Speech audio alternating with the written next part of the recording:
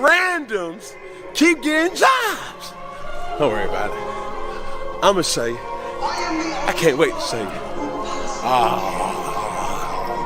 I love it. I love it. Go.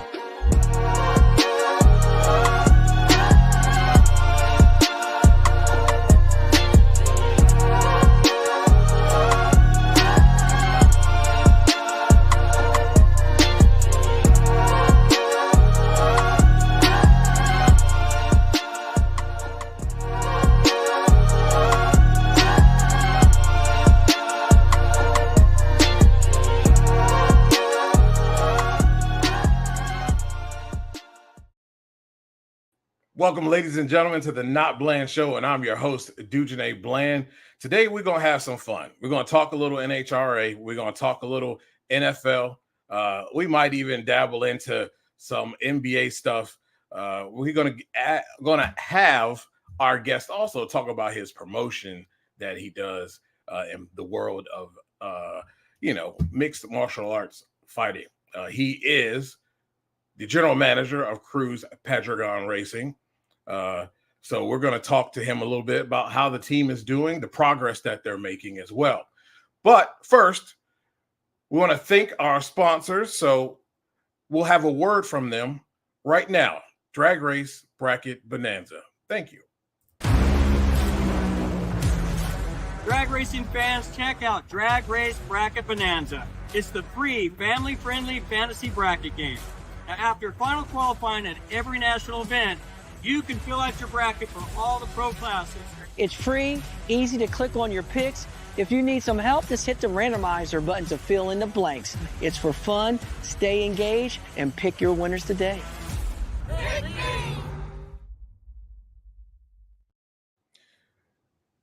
Man, all you got to do, sign up, man. It's free. I've been telling you.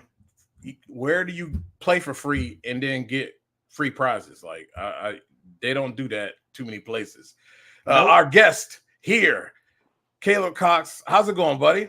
I'm good, brother. Anytime I can stop by and talk ball and talk racing with you, it's a good day. Yes, indeed. I want to thank my family for tuning in. What's up, cuz? Thank you. Scott's always in the building. I appreciate it. Dave W., the man behind Drag Racing Reference. Love it. Yes, time to download. Time to sign up. Look in the banner here. Our code for the NotBland Show League is right in the banner. You can sign up there and try to beat me. Everybody's been doing a pretty good job of it here for the last couple of weeks. So, yeah, do that.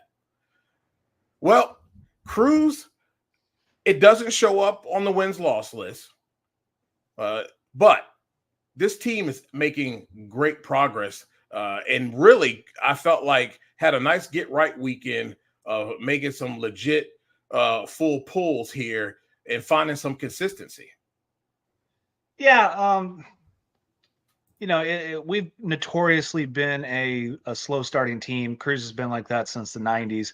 You look back at all the wins that I've had with this team, they've all been, Denver, Englishtown, we've had a Charlotte 1, a Vegas 2. Like, it takes us a little bit. And a lot of reason is, it's a new playbook. It's a new combination. You bring Jason onto the team to run the tuning duties with Johnny West. And a lot of people don't realize that the tuning book plays just as big as a role as keeping a team together. So you add a new team, you bring a tuning playbook. And I was thinking about this on the ride home. Like, you think about the teams that are very consistent winning races, the Matt Hagans, the Procs, the Napa cars. Think of those teams and those crew chiefs, how long they've been together. I mean, it's no different than any other sport. The longer you have guys that work together, the easier it is to put things in. Now, from a crew chief perspective, the bigger your playbook is, so the bigger your tuning book is, meaning the conditions that you see, the same parts and pieces that you've been running with this playbook, the easier it is to tune. Now we have less than half of a season on our playbook. This is all Right. brand new stuff that Exactly. we did not run in the past. It's a different combination that was brought over here. So it takes some time to massage and move out. And we've had some parts and pieces issues that kind of hampered us at the beginning of the season, but we keep trucking and moving on. And as you know, it's not about getting hot early. It's about being hot at the end of the season. Exactly. That's why I said for a lot of people, I'm not really that concerned. As long as you're in the ballpark, it's really about these last 6 races, the playoffs, and getting hot at the right time, and not peaking too early. With this team and all the changes, it on top of having a new playbook, on top of that new playbook trying to marry with the different parts and pieces of this race car, the conditions have been different from day to day, from qualifying, from round to round in some races. That adds a whole nother monkey wrench into a team already trying to implement a new system. And then you have all these variables. No doubt. And you look at some of the races we've been in, or even qualifying sessions, one day the track is 147 degrees. The next day the track is 90 degrees. So you're almost at that, shoot from the hip type mentality to, let's just go see what sticks. Like we have kind of a baseline for both, but you don't have a ton of night session runs yet. You normally don't get those till about Sonoma time. So the haul ass type setup isn't there yet, but we're slowly improving. And like you said, the consistency's been there. And you just got to keep massaging and keep making runs. I mean, if you make 150 runs in a season, that's kind of what you're looking for. And just trying to get the car A to B, whether it's, 399, even though we lost that close race to Matt Hagan this past week. And, it's a 399 that I think Cruz was in maybe, 2 or 3 in. So maybe like a 90, 97, 98. So Right. the car is there. It's just, sometimes it's drag racing. Like you look at the brackets every week, and Drag Racing Bracket Bonanza's big sponsor of this show. Don't ask me, even though I'm the insider for, been here doing this for the last 12 years. Yeah. Picks are ever right, because any given Sunday, any one of these cars on any one of these teams can win. Drag racing is exciting right now that you could just, pick a car and they have the same chance to win as everybody else. I mean, everybody is that good, and the classes are that close in every single class. Yeah, it's been a treat to see the Terry Haddocks. You see Paul Lee starting to come on now. Any guy that comes out there, you're starting to see Dave Richards starting to make full pulls now, very clean runs. You look in Top Fuel, same thing. You got Dan Mercier over there really putting pressure on people, especially this last week. I think if people had him picked to be in the final, it wasn't a bad pick. Like it really was. He was making very good, consistent laps that match up with any of the top 8 cars. So, what is your thought been on that too? I know Tony Schumacher had made the statement about the fans who talk about the good old days and how competitive it really was. But when you really flash back, it was top heavy. And nowadays, you don't have the Bruce Lintons of the world going out there and making 2 burnouts or oiling the racetrack down. Mm-hmm. These guys are going A to B, and if you slip up, you're going on a trailer. Yeah, the good old days, everybody wants to reminisce about, the 80s, the 90s, even the 70s, when you have the massive fields. And I think that's what everybody misses. If we come out, we get, trying to get, a 20 car field, that's amazing. Like it costs a lot of money to bring these cars out. It's even harder today to find sponsors. But the people that come out here and do it, like you said, these classes are so close together that anybody can win. And I think, there was a golden age of drag racing, absolutely, but we always got to look forward to the future. And right now, the future is looking bright, not only just in the professional classes, but you look at the sportsman categories and the sportsman category people who are starting to move up into the top fuel ranks. And that's how drag racing should be. It should be a feeder system from starting the juniors and working your way up to the top. So I think drag racing has a bright future, not only now, but 10, 15, 20 years from now. You read all the comments on all the pages, and I have to read them all the time on Cruz's stuff. That, you know, you have the armchair crew chiefs and your doom and gloomers, but you know, if you're out here every day, like, you know, drag racing's looking good. I think Sunday's Norwalk race did 875K on just the Sunday show alone. So that's up, you know, major from last year. So, you know, people are watching. Tony Stewart coming into the sport's awesome. I saw a little tidbit about Andretti possibly wanting to jump in there, maybe do something. So, you know, drag racing is getting seen by more people. More people want to come in and check out the sport and enjoy the sport. And, you know, it's all up and up from here. Always thinking positive. We don't have time to look at the negative stuff. You always think positive, always try to step forward. I agree. You know, this has been, you know, fans are getting treated to a lot in a lot of these classes. With the close racing that's going on. And I got to give Fox a lot of credit. They've every year have stepped up production.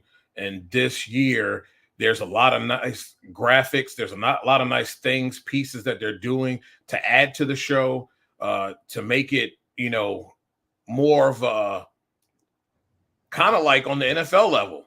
What we watch on Fox with the NFL. So I'm really enjoying that. And yeah, it's a good time to be in drag racing. And when you got other people eyeballing that bring money to the table, I think we're already seeing the likings of the Tony Stewart effect, right?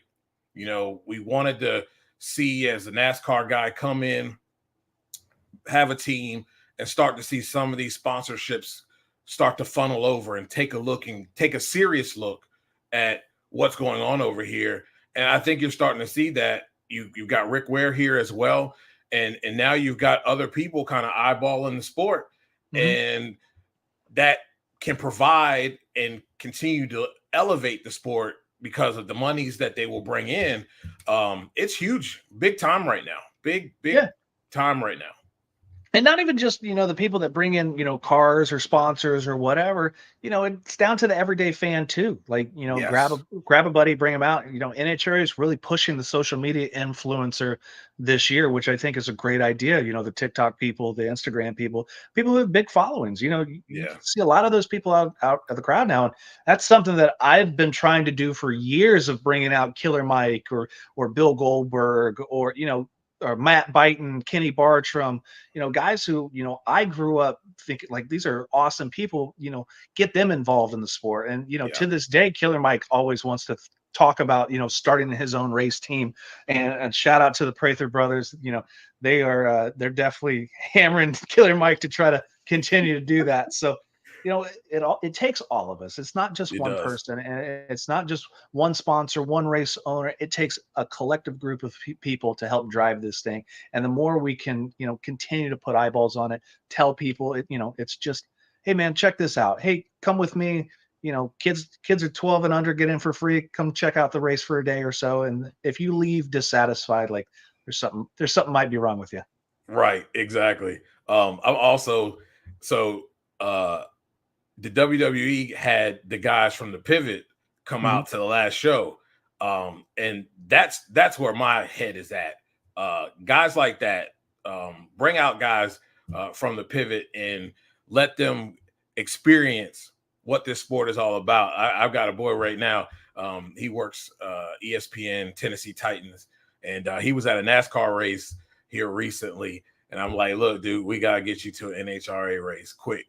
Oh, 100%. I had an idea watching when Stewart was on McAfee last year. So they did the go-kart race outside at the Thunderdome. So I had always thought, you know, kicking the idea of, you know, whatever it takes, but having Frank Hawley's drag racing school at Indy and invite Pat and the boys out there, because, you know, they're big 500 guys.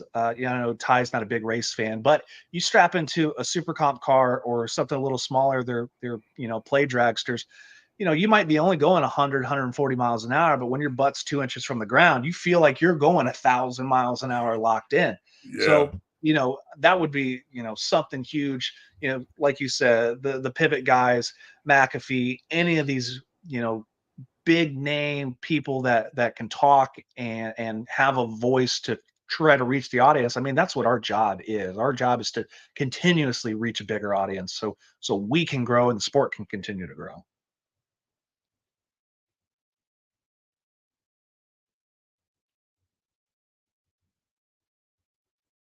Here. This is technical difficulties. First time it kicked me out. Like, bye. You're the host. How are you getting kicked out of your own stream? Come on.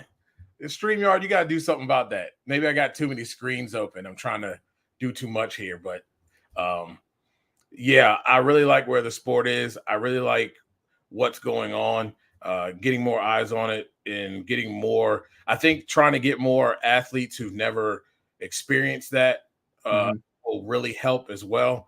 But tell a friend to tell a friend is always easy. So that's one thing that we can do as fans of this sport. When you're looking at the landscape right now, who's really surprising you right now coming into this like middle of the third quarter of the regular season? Man, it's really hard to really put your finger on one. I mean, you can look at the complete and top field. You can look at the complete turnaround of Sean Langdon's team, to like a complete dominant force now. Both Coletta cars are completely stacked and they're heavy hitters on every Sunday, but you can go up and down the ladder. It's really hard to pick one. I was like, if you draw Justin Ashley, man, you better be dropping a 30 light. If you draw Tony Stewart, man, you better be dropping a 40 light, getting ready to go. In funny car, just pick a car. I mean, Daniel Wilkerson's been on an A game. Austin Prock's proven he can jump in any car and drive it. I mean, everybody is a heavy hitter every single weekend. So there's no big surprises. It's kind of like Cruz likes to say, man, I hope we qualify well enough so we can race the car that doesn't show up. So there is no easy rounds on Sunday anymore. Right. Yeah. I love it, man. I love exactly where we're at. The competition. I think the countdown is going to be crazy. I mean, we think things are good now. I heard Brian Karate talking on Brian Lone's podcast, and I believe it. They found what they're looking for, and they're already set to go for the countdown. I'll ask you about Gage Herrera, and this is my thought. I think that Andrew in qualifying is trying to stay ahead of Matt Smith. So yes, they have a combination that is working, that it's knocking out of the park pretty much every time. But I think they're also trying to find something else to stay ahead of the game and not watch Matt Smith come up, catch him, and then they're stumbling around trying to figure out how we can stay ahead of him, or if he catches and passes them, they don't want to be stumbling and trying to scrambling around like, what do we do trying to find something? They want to try some things while they can, because they know at the end of the day they can go back to what works, and they're out running the field, and likely, as long as he doesn't turn the red light on, is probably going to win. Yeah, I mean, you try to test within the season as much as you can. Like you think of Grubnick and Brittany's car, they were so dominant early on in the last couple of years in qualifying and really, really running the pace. And then, kind of had some things, whether it's a part or a change, but you always try to, pick up, where you think you can grow a little bit more. And you heard, Laganas and Steve try to say, well, we try to also, catch up to Brittany on that 60-foot time. So everybody's always trying to advance and advance each other and stay ahead of one another. So, if you have this big advancement right now in front of everybody else, why not take the time to test during qualifying? Or not saying you have to do an outside test at a track or whatever, but you can use those qualifying sessions because, like you said, you have the notes, you have the data to plug right back into an original tune-up or setup that you already have that is that is a good A to B run, and you kind of can rely on that. But you should always be preparing for the future and thinking and ideas. I mean, that's why most people test nowadays. It's whether it's a part or a piece or just an idea that you want to try. Like that's the whole name of the game, is how do I stay in front of my competition? Yeah. Because, I mean, you can get caught really quick. I think we've seen examples of that. I think Steve-O got caught quick. And, you know, sometimes you go down a rabbit hole and you lose it. Trust me, I've been there. I think that's what Josh Hart is experiencing. I think they were trying to keep up and stay ahead of the curve, and whatever they were trying, you know, you just kind of get lost in that no man's land, and you can't find your way back home.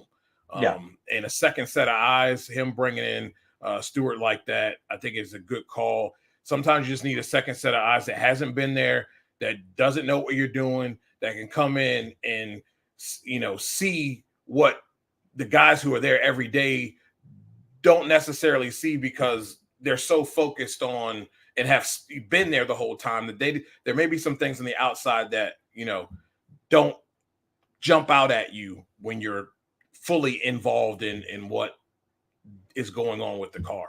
And it's more common than people really think. I mean, I've been involved with it since 2013 and have had that on a team that was winning, still having that happen. You know, bringing in my first year, bringing in Johnny West to oversee some things, even if it's just organization. You know, how can we do things smoother and faster, because the turnaround times are getting quicker. So you just, like you said, we need a second set of eyes to, you know, whether it be double check the work or, you know, just, hey, is there a better solution to doing this? Is there a quicker way to doing this while still doing it right? So, you know, bringing in somebody, you know, most of these teams do have, that's why a lot of them have, you know, 2, 3 crew chiefs, assistant crew chiefs. You know, it's like a tiered system. Like there's a checklist of, here's the guy that does the tune-up. Here's the guy that implements the tune-up. Here's the guy that makes sure that the car is nut and bolted from front to back. So everything is like a processing order. And sometimes you just need someone with a little outside help, a little, you know, no knowledge of the team, but just to come in and oversee it, just to make sure everything, you know, is working out correctly. And if there is 1 or 2 things that you might tweak. Yeah, I agree. And I think it was a good move on their part. Yeah, right. It's one of those things that just happens, and you know, it's happened to Grubnick as well. I just think they got lost, and they'll find their way back. I mean, good tuners don't just lose their mojo overnight. You know what I mean? It's the same thing I said about Jimmo. I felt like he kind of lost his way, got a little down on himself, and he just needed to find himself again, and he did that. And now you start to see that kind of play out now, where the car's running really good, and you know, they haven't been able to string them together like they wanted to, but you know, on some occasions, but they're hitting home runs when they need to, and really running with the pack now. For sure. And, you know, like you said, all you need is that kind of like that one get right run, because that one get right run, you can build around it. I think of it like a tree. You get that, you know, initial sprout, and you can start building your branches off of that, and, you know, start building your new playbook around that. A lot of think, you know, we're in that rut of, hey, this isn't working, this isn't working, this isn't working. All right, so I build my new playbook. You know, the triple option worked for so long. When people figured out how to stop the triple option, you went to the veer. Once the veer stopped working, we went to play action passing. Once the play action passing stopped working, we went to quick routes. So, you know, it's ever constantly involving every playbook, every tuning setup, and obviously taking all the variable conditions in with it. So, you know, those branches grow out and then sprout little bitty more branches, so you can continue to grow this thing over and over. Yeah, that's what Caps was doing. I don't think they were lost or couldn't find it. They were testing stuff. They're worried about the countdown more than they're worried about the regular season. And absolutely, you kind of saw that kind of maturate this weekend with them being able to find a little bit more consistency than we've seen in the last couple of weeks. They're a dangerous car, man. Like, they will come up there and, you know, they might have a bad qualifying session. Hey, you know, that was a big game, you know, back it was traveling. It would get pretty serious, you know. So I used to play, I wasn't big on the PlayStation game, but I had NHRA, was it NHRA Championship Drag Racing, the PC version? Yes, I remember that. So I used to play the PC version a lot. I think you had to run like Windows or MS-DOS or something with Right. it. But that was the big drag racing game until obviously the newest game. But yeah, the PlayStation game, a lot of guys still get down with that religiously in the hotel rooms. Yeah. I don't mind the new one. It's better on PC for those who are not PC gamers, because I know the console one there were a lot of complaints. PC game was a lot. It was better. There still could have been some improvement. I mean, I really shouldn't be able to run 330s in a quarter. Like, I really shouldn't be able to run that. I think I'm running like 350s with funny car. No Bro, wing. and it doesn't take into effect rollout or No. basically if you have a perfect light in that game, you're going to run faster than if you had a 17 light or whatever. So there was a lot of things that doesn't get accounted for, that I'm watching this and I'm just like, it makes me my skin crawl. My thoughts on the participation. Okay, so a couple of things. Now, do I like it? No. As a team that's on the outside, that when sponsors want you to be in the countdown and you're in the situation that you are in right now, yes. Now, I've been in with, I've missed the countdown, the real top 10, made the real top 10, made the real top 10 in Indy on race day to get in. Do I think that you should be able to go to all 10 and get in? No, I think you need to race your way in. It should be a true top 10. So if you're not good enough to be in there, you're not good enough to be in there. Right. Because if you don't make it in, then we're still racing. Like, if we come in 11th, 12th, and there's a real top 10, we're still going to come out there and try to win races. That's what the sponsors want us to do. So, as a realist, no, I'm not a huge fan of the participation top 10. Yeah. But in the position, you got to play the cards that are dealt. So yeah, exactly. So if we're out, we're going to all the races. Yep. What's up, Ray? Yeah. I think it would add a little bit more drama coming in. I get the other side of it, but I think it would make that countdown, especially in these last we have a short fourth quarter. There's only 2 races in the fourth quarter of the regular season. So we're down to 4 races before the countdown. Talk about the drama in a top 10 situation. Yeah. It would really add to that that whole thing there. I really would love to get back to it at some point, and I get the other half of it, but yeah, the participation trophy thing has got to go. So in the NFL, we've got a lot going on, and the first thing I'll ask you about is Brandon Ayuk. The man wants to be paid. I know a lot of people have talked about him being a system guy because of Kyle Shanahan's system. But I think if you look at what he is capable of doing, a lot of times he's taking on the best corner. He's one-on-one on these guys, and he is beating his man. I don't want to take any money out of the way. I want people to get their bag, but do you think he's worth top dollar as a wide receiver? You look at his body of work. When he's healthy, he's good. When he's not, he's kind of like, eh. But Ayuk, he's in a tough situation with what he has around him. Yeah. He's the third best gadget guy on the Niners. You got CMC, you got Debo, and then you throw out Ayuk. I think the problem with him is he's lost in the shuffle. Can he get paid, number one receiver money? I don't think quite yet. I think he would need to have to go to a team where he is the true number one receiver and have a breakout year. So maybe, if he doesn't get traded, maybe he plays out his contract or sits out of contract or sit out a year to get out of his contract somehow.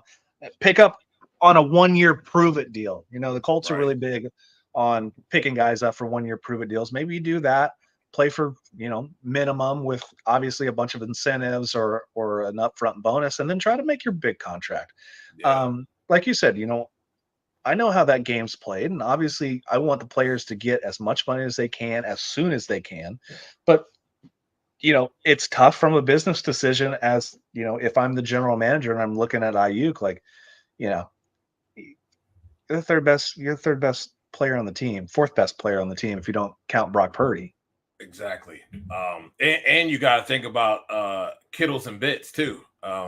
So you might be the fifth best player, and exactly. you're not Justin Jefferson. You're not you don't have the size and speed like AJ Brown. You don't have the catch radius like a Justin Jefferson. So Ayuk is kind of like lost in that middleman shuffle. To me, he's kind of like Michael Pittman Jr. I don't think Michael Pittman Jr. is a number one wide receiver. He is for the Colts because he's 6'4", and he's not top end fast. Like he doesn't have Tyreek speed, not that many wide receivers do, but he's not one of the guys that, if it's 3rd and 15 and we're running a 2-minute drill, Ayuk's not the one that I'm thinking of throwing the ball to. I'm thinking of throwing it to Debo or trying to get it somehow to Christian McCaffrey. Now he's talked that if it's not San Francisco, it's Washington or Pittsburgh. Him and JD are boys. They're brothers. They are tight. They're everywhere with each other. And Adam Peters is the man who drafted him. I think there is a possibility. My thing is, though, Washington is not Daniel Snyder's Washington, and I don't think they're going to bring a truckload of money for one guy. No. Absolutely, especially if you got Terry on one side, you put Ayuk back in basically the same situation. Like he's not going to be the number one receiver at Washington. Right. He's not going to be the number one receiver at Pittsburgh. No. So it's it may be where he wants to go, but think of a different team that where he could be the number one guy at. I think think of Jacksonville. Like you could send to Jacksonville. You got DJ Shark. You got the Calvin Ridley thing didn't work out too well for them. Like Jacksonville, you got a quarterback with a big arm that's kind of on a prove it year, even though for some reason they just opened the bank to Trevor Lawrence, who I don't think has played enough to get that high of a contract. No. But you got to think of places that you can get to where you're not really competing with another A-list player in your same position. Right. To me, Ayuk is Garcon, Pierre Garcon. Yeah. That's who he is to me. Especially when you look at how he's used. Pierre was a beast in his route running. He was physical like a corner. He was just angry route runner, angry attacking the ball with his hands. And I see Ayuk being the same guy. If he thinks he's number one material, I do think that Terry would not mind being number two. It would take some heat off of him and allow him some freebies. You got Doxson in the slot there. You still haven't even talked about Luke McCaffrey that's involved in that. I think they could that is something that could work. I just don't think the money is going to work. He's not going to get paid like a number one guy. You're just going to get paid like a number two, number three. And right. I think that the comparison to Pierre is very, very close. I always called Pierre a 50-50 player. Those amazing one-handed tip ball catches in traffic. Dude was the best at that. Yeah. Wide open, one-on-one sprint down the field. He was going to drop 50% of them.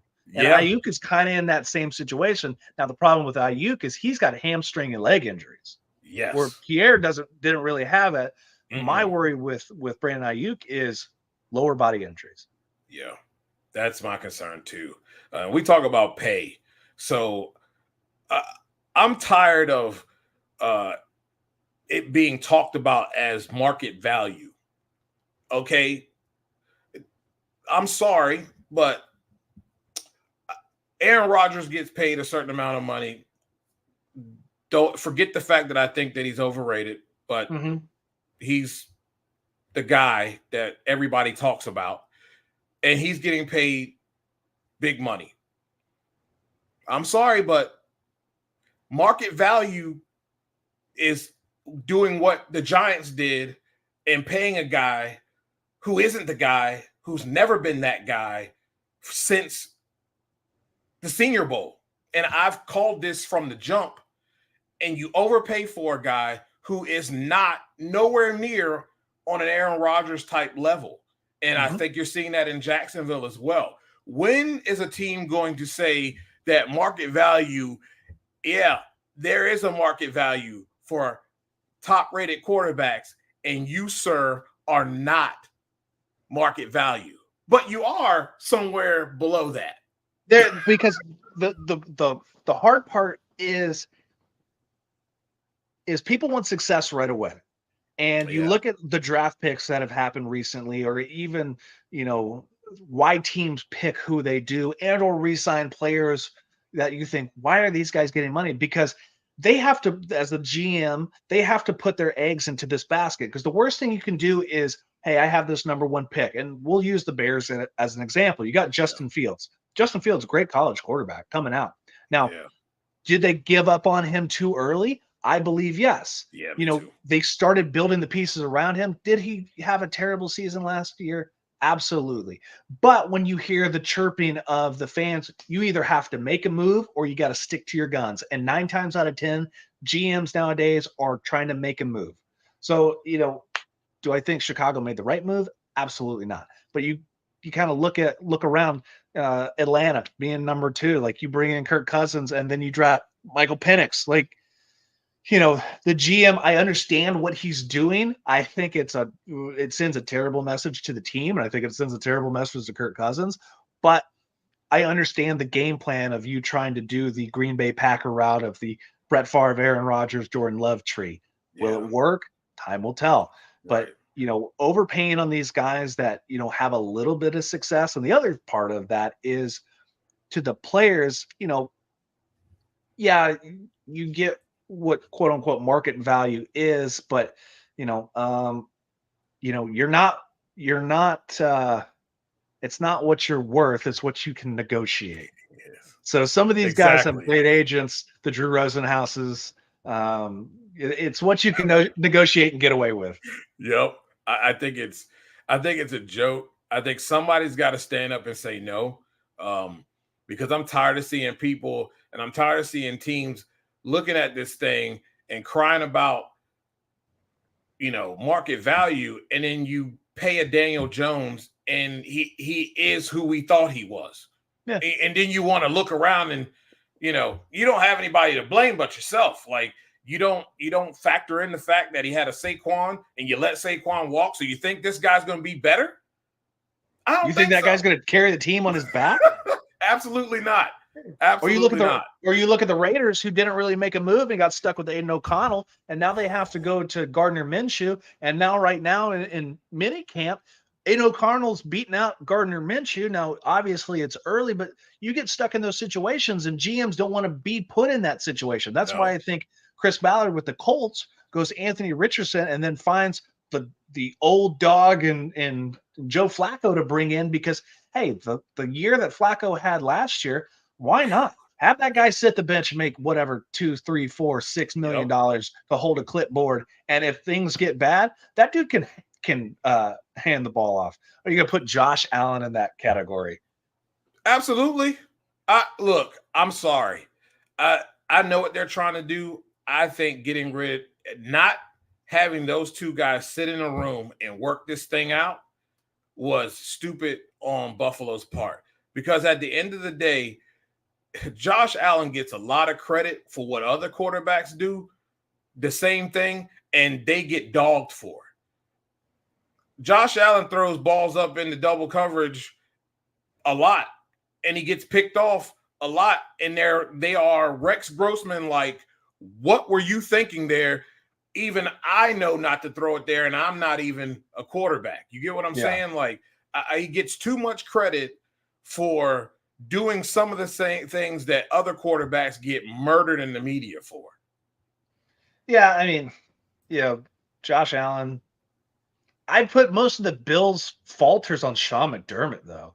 I think the Bills just, going with the Rex Grossman reference is pretty stout. Absolutely. But I mean, he's tough because he lights up terrible teams. He's almost like I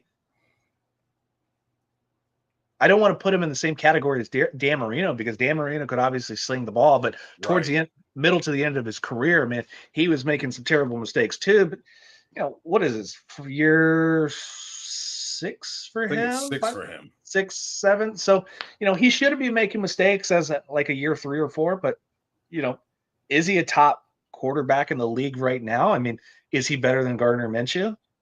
Absolutely. I mean, is he better than I'm not Geno picking Smith? Gardner. Yeah, Geno's had some good years, though. I mean, I give him his credit. He has looked good. I don't think he'll look as good this year, but he has looked good in the last couple of years compared to his start of his career. So I'll give him a little credit, but he's not better than Josh Allen. You got to put quarterbacks into different categories of, gunslingers, game managers, risk takers.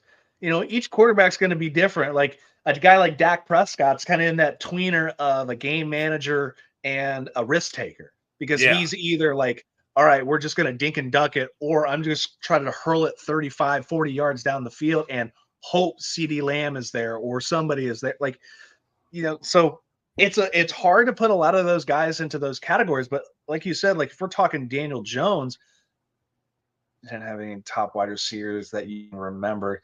Dan was on the Dolphins. Dan had Flipper Anderson.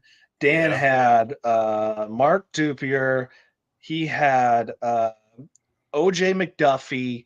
He had dude, trust me, I sat in the end zone and watched Dan Marino drop dimes in the corner of the end zone, beating the Colts in the last 2 minutes of the game more times than I can remember.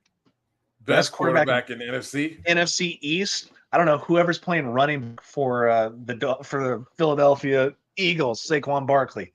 I'm not going to say that, because I'm going to tell you right now, I'm tired of people giving Kellen Moore a pass.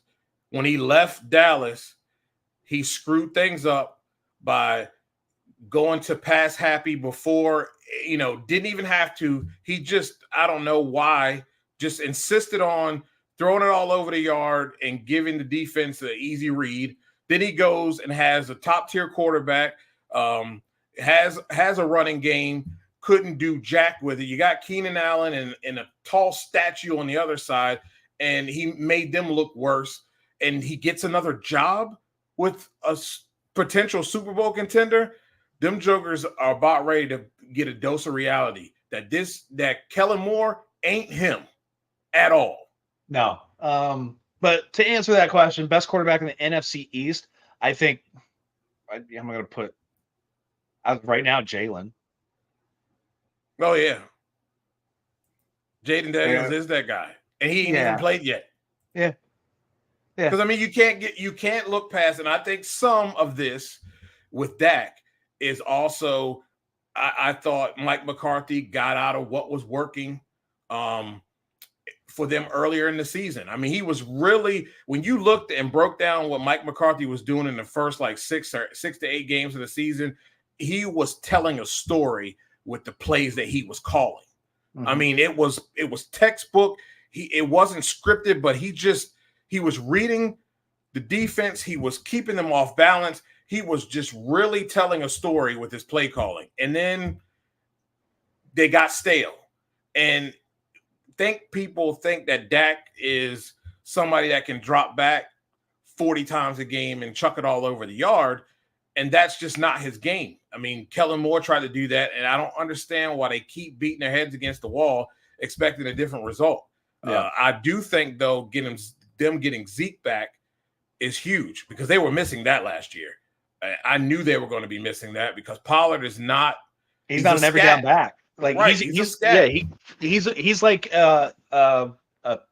I don't want to call him an Isaac Pacheco, but he's kind of like that tweener type.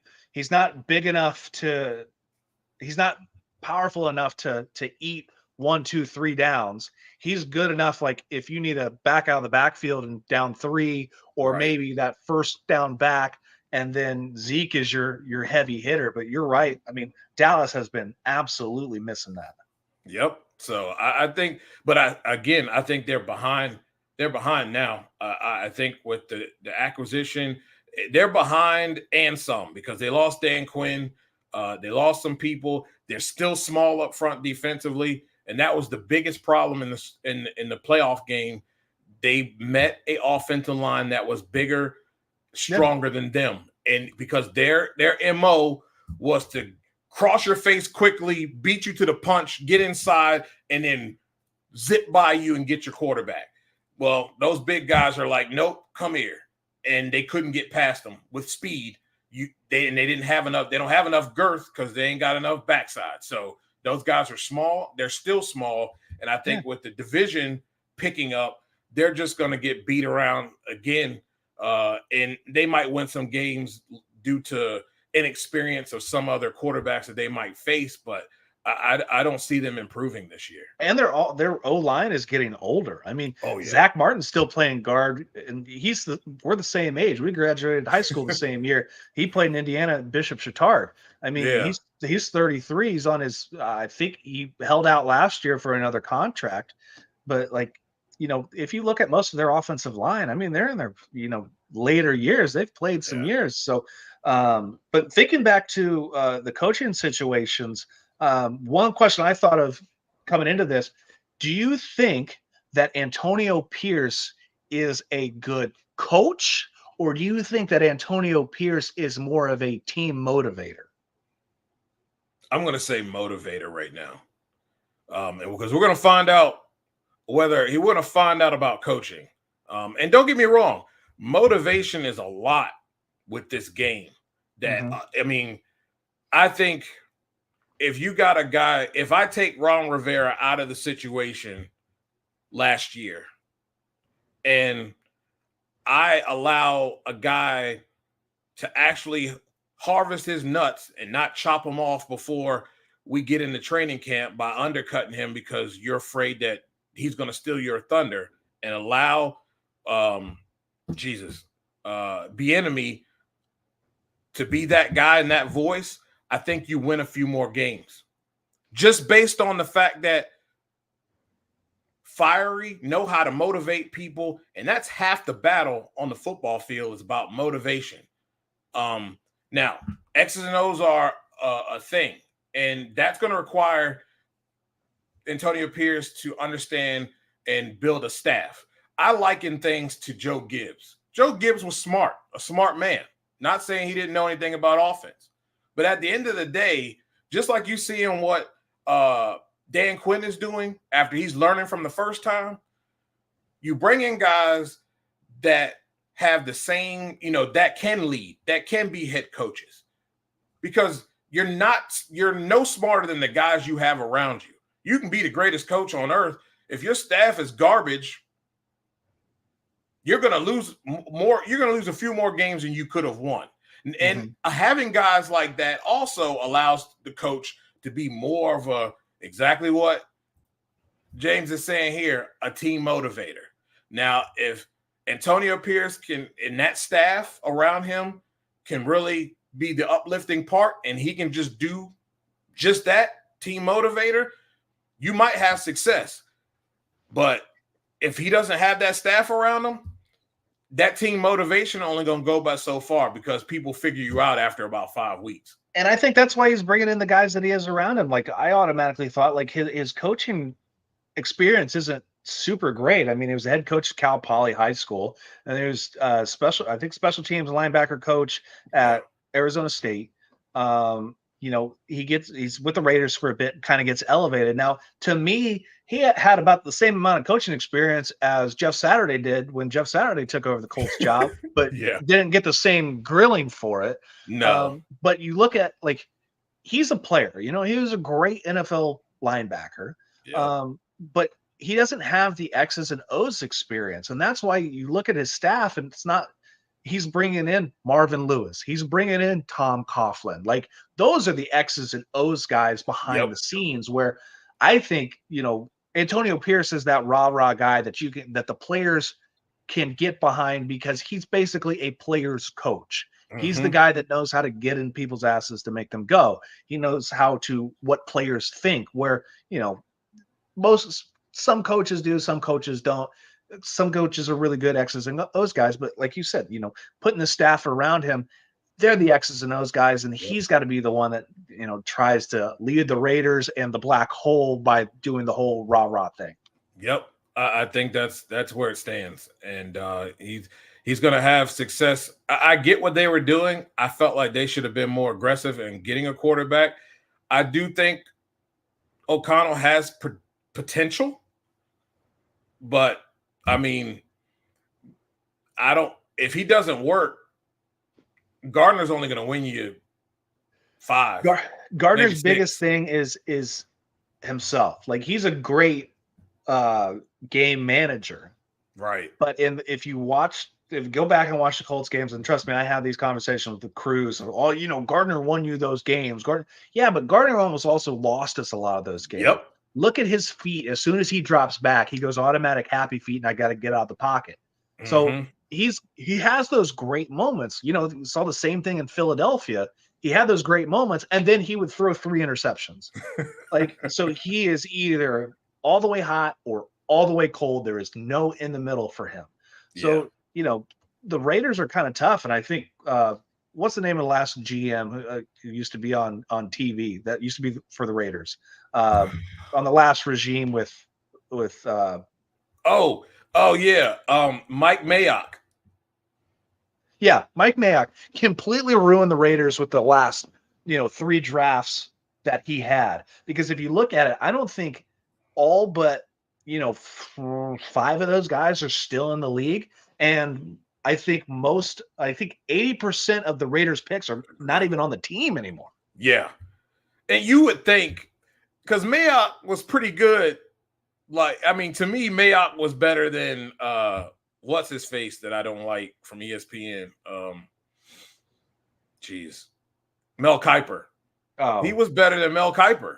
Then he becomes a GM, and he couldn't pick himself out of a wet paper bag if it was tore open. Yeah. And the Raiders have one of the smallest scouting departments in the league. Yeah, that's not good. So Teddy Atlas, the boxing trainer, the voice of ESPN boxing, Friday Night Fights forever. Teddy Atlas's son, Teddy Atlas III, is actually in the scouting department there. Me and Cruz met him. Sounds exactly like his dad, just like his dad. Yeah. But they only have, I think of the Colts, they have 13 scouts. I want to say the Raiders have 7. Yeah. So same thing. It's kind of like that as the owner, as the Mark Davis owner, it's investing in your business. Yeah. You can say the same thing about the Bengals. Why are they now just getting an indoor practice facility? It is 2024 in the modern NFL. For real. I mean, the Commanders had an indoor practice facility. The stadium garbage, but they had an indoor practice facility. Come on, man. This ain't 1989 anymore. Yeah. You think Devontae Adams is hating going to the Raiders? I think so. Oh, yeah. I think so. And right now Jordan Love is lighting it up. Yeah. He should have just stayed put. He tried to roll the dice and take his money, which, I get. But I'm pretty sure the Packers offered him close to probably the same deal. Exactly. But it's, you run that risk. Yeah, the grass is not always greener on the other side. Nope. It really isn't. That's a risk you take. And sometimes I don't understand why he didn't see that situation. It was definitely about the money, because the situation, you could see the situation as plain as day. I mean, I'm sorry, but Carr was just enough. They didn't give him enough, but he's he is who he is. Yeah. And they go and get a guy that I never thought was any good at all, you know, from the 49ers and Garoppolo. And, you know, now you're hating life, because if you stayed over where you were, that quarterback love that they were grooming had a nice season. Mm-hmm. And you'd be in that 100 catches a year category. Well, let's talk about that, James, about the Bucs before we close out of here. Bucs, I'm very surprised. I'm just going to say, just from the quarterback standpoint, he played a heck of a year last year. Can he repeat that? Dude, Gardner is so Jekyll and Hyde, like, or not Gardner, Baker. Baker is like, you know, I want Baker to be good, and sometimes he's really good, and then sometimes he's like Johnny Manziel. Yep. Like I think the Bucs with the Tom Brady, the all-in year, I mean, that was on key. And I text James like every Sunday, like, one guy who I can't trust in, who I don't know why they say is a Hall of Famer. I'm sure he is, but in my mind, is Mike Evans. Every time I want to put my chips into Mike Evans playing wide receiver, it's like he either drops a wide open 75-yard bomb, he doesn't get open, he pulls a calf, pulls a hamstring, and then when I'm off the Mike Evans train, the 300-yard game he lights it up. Nowhere. Yep. He is that guy. Stumps a toe. You know, he's always nursing something. And then when you don't, you're like, I'm done with this guy. He has 300-yard game after 300-yard game, 2 and 3 touchdown games. Like, it doesn't make sense at all. It really doesn't.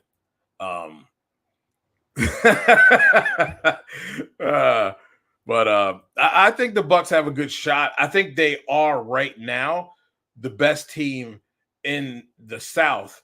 I think the Falcons, if I think things can come together the way I believe they can, I think they're very, very close to the Bucs. It's going to be them and the Bucs going at it. There's nobody else in that division. I don't trust the New Orleans Saints as far as I can throw them. You know, as long as their coach is Dennis Allen, trash.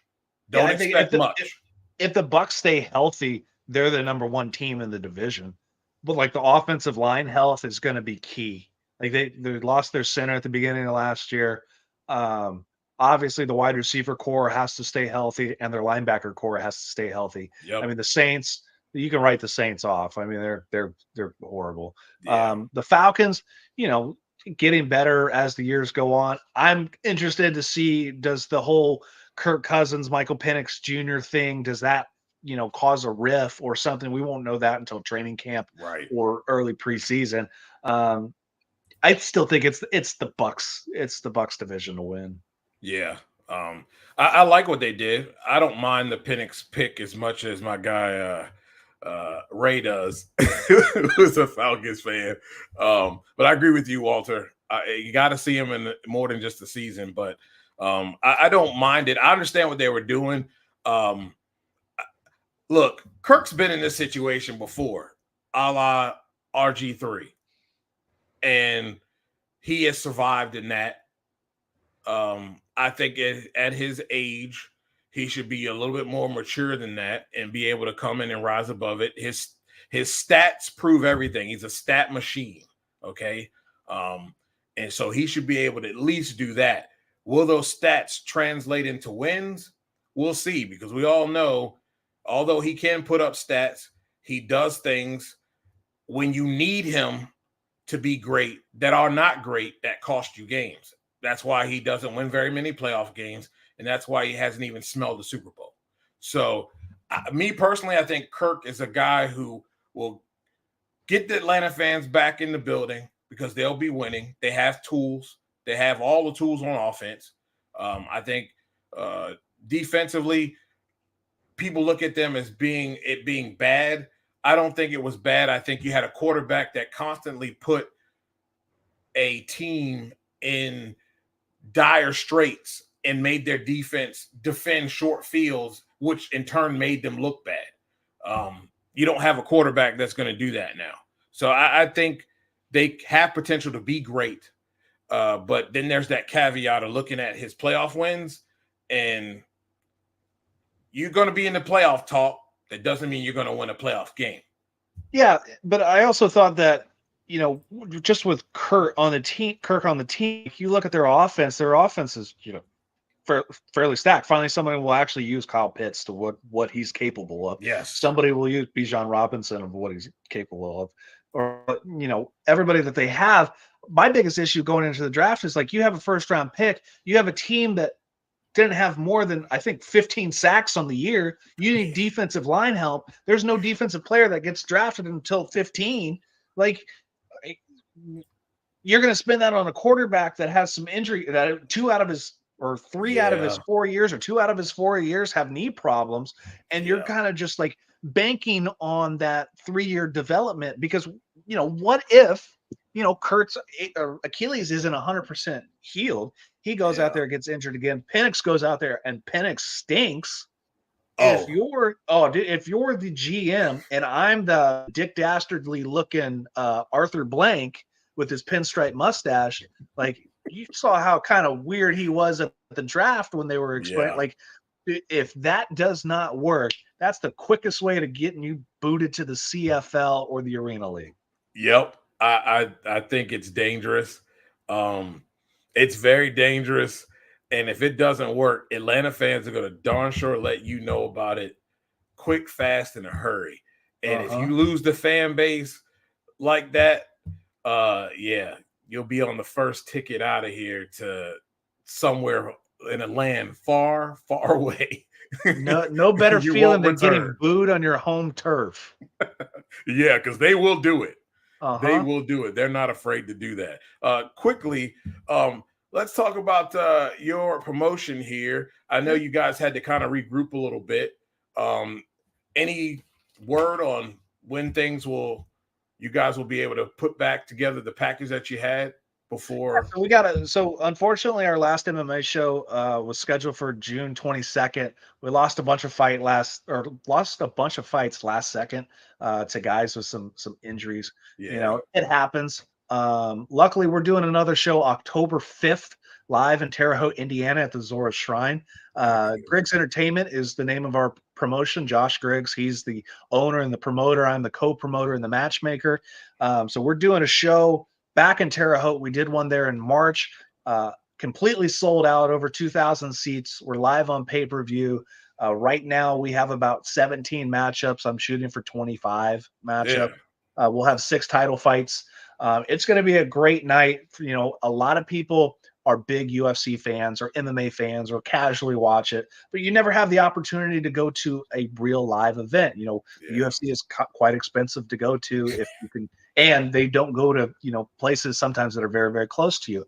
So you always go out and try to support these local guys. And a lot of guys on our show are amateur fighters. So they're trying to get up to that next level to make it to the UFC or a big regional show or a big national show, maybe not at the UFC, maybe a Bellator or a PFL. So these are the guys that, you may want to know and see before they get famous. Call this the high school league or the college league before you get to the professional ranks. So, a lot of these guys are, they're training hard like professionals and come out and get an opportunity to show off their skills in front of, 2,500, 3,000, 4,000 people, plus a national audience on pay-per-view, which not only am I the promoter and the matchmaker, I've also found myself doing the color commentating behind the mic, something I never thought I was going to do. So just adding, something else for me to go. So just in case Jordan Vandergriff ever needs to jump into a car and Fox needs somebody, Steve Righteous can holler at me and I can fill in for the weekend. But exactly.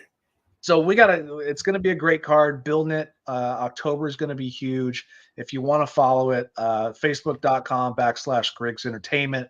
You can go to YouTube and watch all the fights that we've had over the last 3 years. YouTube.com/Griggs Entertainment. And you can hear my commentary with my partners, Zeke Graves and Cody Cox. And then you can also watch all of our great athletes and then obviously follow them on social. But it's going to be a great time because since I don't get to go out and have fun at the drag races anymore, I have to, find something to keep me busy here at home besides having 2 kids and a new house. Yeah. And 2 kids are no joke. That's a lot of work. It is. When you got one in the terrible 2s and one who's turning 5 months old this weekend, I won't sleep for the next, 19 years, but Yeah, I'll make up for that time for you. Well, man, it is always great to have you on the show. I can't wait till training camp comes because we're going to have more conversations like this. I can't wait. It's going to be a great season, a lot of good stuff going on. And looking forward to you guys getting that off the ground here in October with that fight card. You guys put together a pretty stout one on the last one. So I know it'll be just as good, if not better, than the last time. I try, man. We try to make it, the best card in Indiana, trying to make a name for ourselves for the future. Training camp's going to be awesome. That's what I love about the Western Swing. When it's Western Swing time, I always knew it was training camp time because me and Cruz would be going to Napa or Sonoma area for Raider camp, and then the Hall of Fame games that much closer right after Seattle back then. And now it's like, all right, football's almost here. I already got my season tickets. I'm ready for another good year for the Colts. Indianapolis announced that they're having a new indoor football league team next year. Okay. The Fisher's Freight. So I got season tickets to the Fisher's Freight next year. So, I like it. Hey, I'm all about supporting football, mixed martial arts, and drag racing. I'm all in. Yeah, you and me both. Well, Caleb, thanks for coming on the show, and we'll be talking soon. Hey, man, I appreciate it. Caleb Cox, everybody. What a show. And I tell you, we had a good time watching everything this weekend. We had some great action there in Norwalk. I'm looking forward to the next race. We're getting close, ladies and gentlemen. Like I said, we're 4 races before the countdown. So it's going to be electrifying of what we're going to see. The action has been stellar. The suspense has been stellar. I'll tell you this before we get out of here. So great news about John, and that was something I think that took a much needed weight off of everyone there in Norwalk. So who goes in the car? I'm gonna tell you this: if it's my pick, I'm going with Tommy Johnson Jr.